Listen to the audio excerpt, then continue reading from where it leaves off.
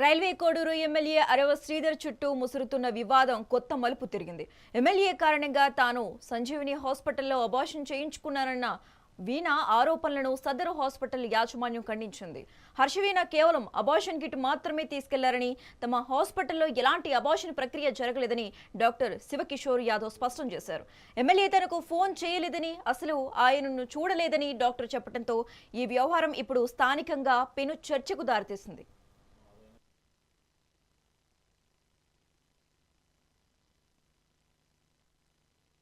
ఇటీవల మా హాస్పిటల్ మీద కొన్ని ఆరోపణలు మేము యూట్యూబ్లో వినడం జరిగింది. అది మా హాస్పిటల్లో చాలామంది వస్తూ వెళ్తూ ఉంటారండి. మేము యాజ్ పర్ గవర్నమెంట్ నామ్సే అన్ని రిజిస్టర్స్, అన్ని ఓపీ కానీ ఏదైనా కానీ మందులు కానీ అన్నీ అమ్మడం జరుగుతుంది.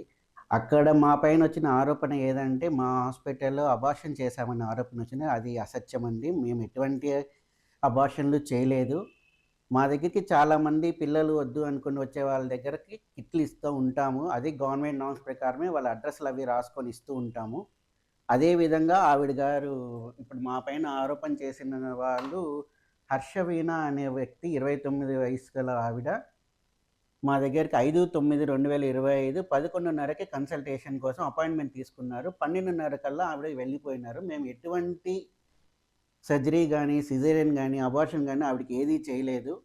ఇది ఏదైతే మా పైన ఏదైతే ఆరోపించబడ్డారో అది పూర్తిగా అవాస్తవం అండి. అన్ని ఛానల్స్‌లో లైవ్ డిబేట్ పెట్టి పలానా సంజీవని హాస్పిటల్‌లో డాక్టర్ అంజు యాదవ్ గారు మాకు అబార్షన్ చేశారని చెప్తున్నారు. సార్, అంజు యాదవ్ గారు కాదు, మంజు యాదవ్ గారు. ఆవిడ సొంత మా అక్కగారే. సార్, ఆవిడైతే అబార్షన్ చేయలేదు. అబార్షన్ చేసేటట్టుంటే మేము ప్రతిదీను రికార్డెడ్‌గా ఇట్లా ఓటీలో రాస్తాము.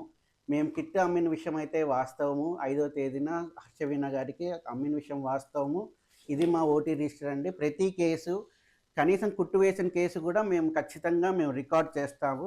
ఆవిడ వచ్చిన టైమింగు ఇది కూడా హర్షవీణ గారు 29 ఫిమేల్, మంజు యాదవ్ గారి కన్సల్టేషన్, ఆవిడ గైనకాలజిస్ట్ 11:30కి వచ్చారు, 12:10 కల్లా వెళ్ళిపోయారు.